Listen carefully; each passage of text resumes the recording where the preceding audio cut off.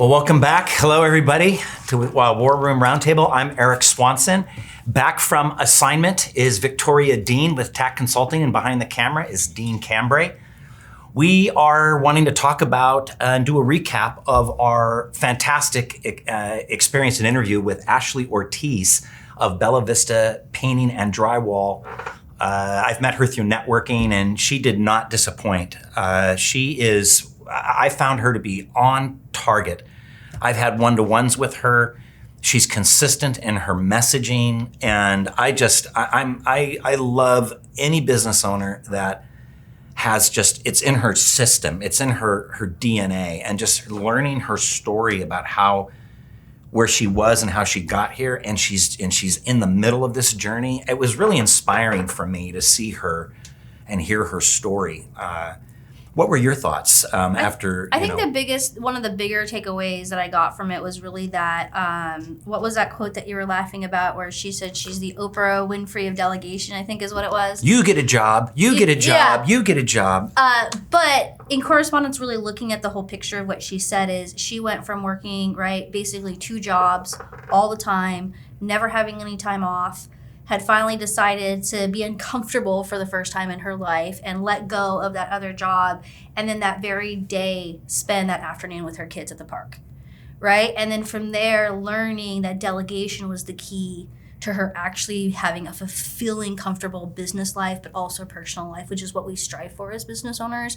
And we always hope for, but we get in front of ourselves and don't do that sometimes. So I think it's really beautiful to see that she went from this hardworking, have to do both jobs, have to be all the things, to I could be really good and still successful just doing this thing and still have a personal life, delegate it out, grow the business, be happy. That's a success story, right? Like truly a success story. Something that we all strive to do, because that's where real wealth comes, right? Real wealth isn't in your bank account, it's being able to have your time back. Because your time is the most expensive thing. I identified with her because she was, I want to say self-effacing. She would poke fun at herself by saying things like her attention span or this and that. And I found her to be very on target. And just the things just the things that she's done. I'm just so excited. I'm kicking around here. Yeah. Her ability to grow the business, it's a part of her DNA. She's on all the time. What did you notice the same thing that I noticed? She's going to be successful in any endeavor that she kind of commits herself to, because it's just who she is. And I'm finding a theme in all of our business owners. They like themselves. There's a level of self-confidence that you have to believe in yourself, and that's the only thing that matters. They always call it stupid confidence. Yeah, and you should be stupidly confident in yourself. Yeah, and she doesn't have to. Yes, that's even exactly when nobody it. else is confident in you. That is the true point of being a business owner, right? When we say that you're jumping off a cliff and learning how to build a plane and a parachute on your way down without crashing, that is a reality. That isn't just a metaphor. It is true. We have to have confidence and we have to believe, and that's where I always joke, because people always talk about manifestation, right? Manifestation. Well, I've been on this whole it's not manifestation, it's quantum physics leap, and my kids are just dying and laughing about me, right? Because I've been calling it quantum physics. It's not, right? It's quantum physics. Not metaphysics, is that what you're just saying? I'm not manifesting something. It's truly in scientific quantum physics that once we start to visualize and believe in something, it becomes a reality, right? And so we have to first believe that we're going to be successful at this to do it. And we have to have enough confidence, right? I left a 6-figure job. I left everything I knew, everything I trusted, to jump off a cliff and start a business by myself and pray it worked. And the only person who was confident that would be successful was me. Nobody else around me, my husband did, obviously, he wouldn't have pushed me to do it, but nobody else truly had the same, I could grow this business to be a multi-million-dollar business and throughout the whole US and help all kinds of people. I don't just have to take care of myself, I can take care of my community. I had to believe that first. What do you think about her I think she believed that too. That's why she kept saying, I don't want to do it, to her husband, because I'm going to have to do it all. I don't want to do that. I don't want to do that because I'm going to have to do it all. And she did that. She took it all and said, I'm going to run with it. I'm just going to do it. You two are peers. I mean, you're similar in age. You're similar culturally. In thought process, yeah. Yes. Culturally, yes. And just in personalities. What do you think about her mentioning that she's got a business coach? I love that. And she was also poking fun at herself, saying, her attention deficit, Yeah. But then you start to connect the dots as you listen to her story. She has a business coach. Mm-hmm. I mean, I think that's telling about her willingness to lean into where maybe she doesn't have strengths. And she's embracing her weaknesses, sure. But not all of us can afford a business coach depending on where we're at in our business yes. or in our careers, right? So yes, business coaching I think is great. I think that, but I think it's to keep her on track in her mind. It's no more great than having a good peer of mentors, right? We all need mentors. Like mentorship is the key to success. Knowledge is the key to success, right? I would never be where I'm at today without a great mentor. And so that's a lot of times in a business coach, that's what you're paying for. You're just paying for a good mentor. That's all you're paying. You know what I mean? Some of us don't have that fee, so go out and find your mentors if you can't afford it, right? But I think that, yes, I agree with you that it shows your willingness to grow. It shows that you're open to vulnerability, that you're willing to say, I don't know everything. Can you help me? And we need that. Like we say all the time, how do we surround ourselves with good people that are going to take care of us and support our business because we can't do it all? We're going to have another opportunity to meet with Ashley, to have a second meeting. And we're planning that out. Mm-hmm. What would you want to ask Ashley based on the conversations that we had, any observations that you had? I've been trained that in business you're managing through plateaus. Mm-hmm. You hit a plateau, and you've got to manage your way through it, mm-hmm. and then you go. So not that she's in a plateau, but you migrate through life's plateaus. Wherever she is in her life cycle, what would be like her next step of evolution as a business? Do you see businesses open up another operation in another part of town? They're based up in southwestern Washington. Like, what's the next step for a business like this? It's family run. Love those questions. 5, 6, 7, 8, 9, 10 employees maybe. A lot of family.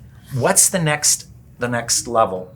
So I think this is a question that everybody as a business owner needs to ask themselves. And does there need to be a next level? See, is that the American in me, the capitalism in me saying, what's the next step? No, we start this business with a goal.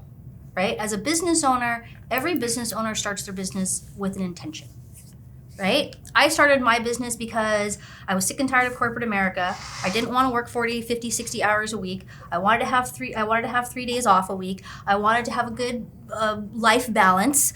I wanted to break some of the structural cultural norms. I wanted to retire comfortably. I wanted to set my family up for success. I had all these visions of why I wanted to start my business, right? And then you start your business and you start doing it all and you get lost in the day-to-day and you forget your vision. Why did I really start this? You know what I mean? And we stop walking the walk. And so the bigger question that we always need to ask ourselves, and we need to be doing it every single year, is we need to sit down as business owners and we need to say, where do I want to be? Where do I want to be? Screw the business for a second. As a person, where do I want to be in a year? Where do I want to be in 5 years? Where do I want to be in 10 years? Me personally, want to be retired in 10 years.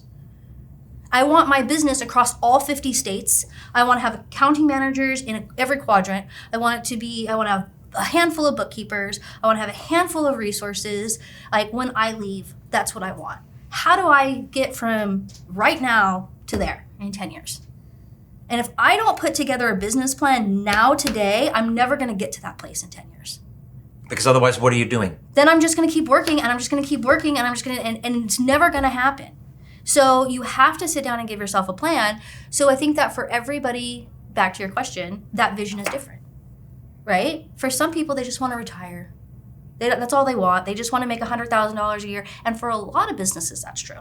They want to make their salary that they're comfortable in, and they don't care about growing their business, and they're fine where they're at, and you can be that person until you retire, and then your business will go away, and that's fine, right?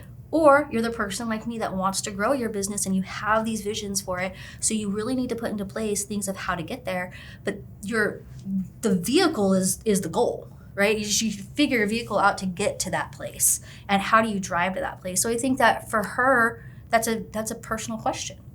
For every business owner, it's a personal question. Where do you want your business to be in 5 years? And I think that's where we would want to ask. Yeah. Like our next level of conversations where she's looking at. Yeah, I think that for me, because of this whole self-reflection lately that I've been doing, especially with the business and thinking more of us as a business owner from the mental health side and the longevity side, is I think for me, my biggest question for her would be, how did you combat that? How did you combat the need to want to be everybody?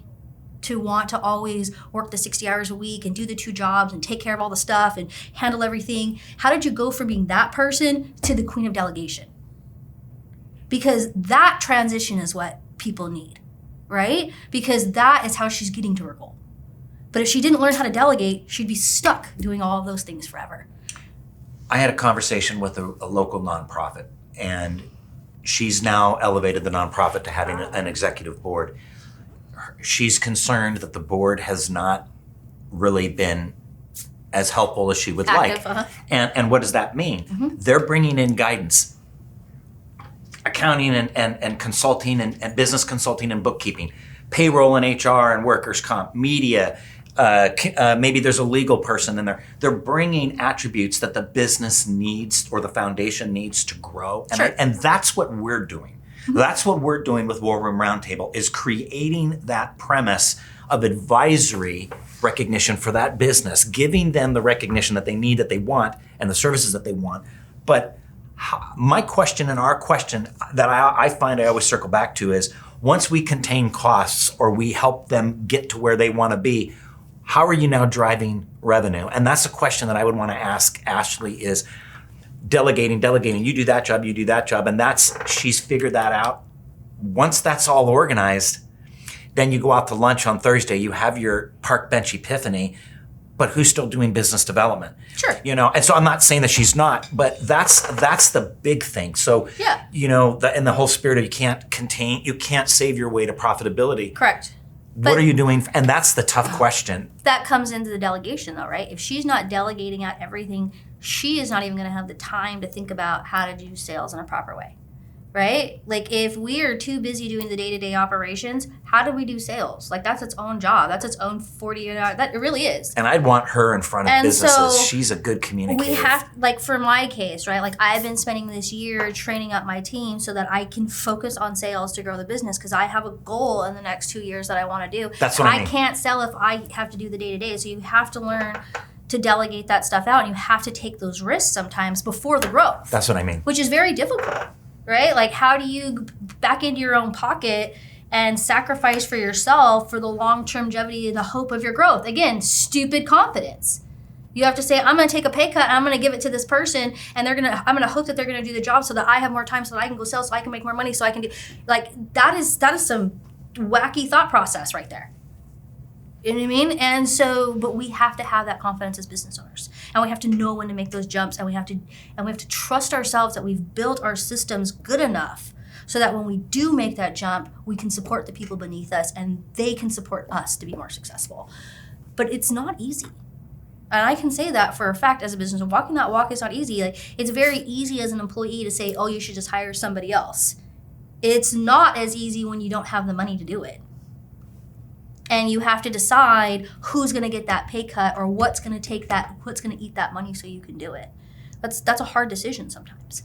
And to wrap this up, this is where I believe we have a value in the War Room Roundtable is to provide that type of authenticity. How do you do that? And how do you do that? And putting a mirror up in front of those businesses to the point where they say, I don't know, help me. Yeah. Let's help them. And that's what I see what we're doing with a lot of these businesses. And through continuing to stay in front of them, following up with them, seeing where they've been over the past 3 months or 6 months, this gives us that ability to build mutual confidence in one another, but to give them the advisement. The businesses want to talk to us. And so Yeah, and it's continuing to ask those questions for them of like, it's great that you got from there to there, but give us that detail and that breakdown. Like, you know, talk to me about like, for me, the month of decision of, okay, I'm going to cut into my own personal wage so that I can hire somebody else to take over this work that I need. Like that is a personal decision that I really have to think about, that like, that doesn't just affect my business, that affects my house, that affects my children, that affects my husband, that affects my livelihood. We can each name dozens of business owners of all shapes and sizes that are experiencing this exact scenario. 100%. And watching our videos and our content, the hope is that there's something there for everybody that they all can identify with, because we're all in the same boat. We're not on an island. That's right. You're not alone. Yeah. So, would you like to take us home and wrap us up? Sure. Thanks. This has been great. I think that, we need to continue to think as business owners, how can we not just help ourselves and our business, but how can we help others? I think that's one of the biggest takeaways is, how can we listen to each other as business owners, and how can we really think about that in our day-to-day life? And when we meet with our own clients, how can we help and support each other? Because we're not on islands, and we need to reach out to each other, and we need to be vulnerable enough to say, this isn't working for me. How did it work for you?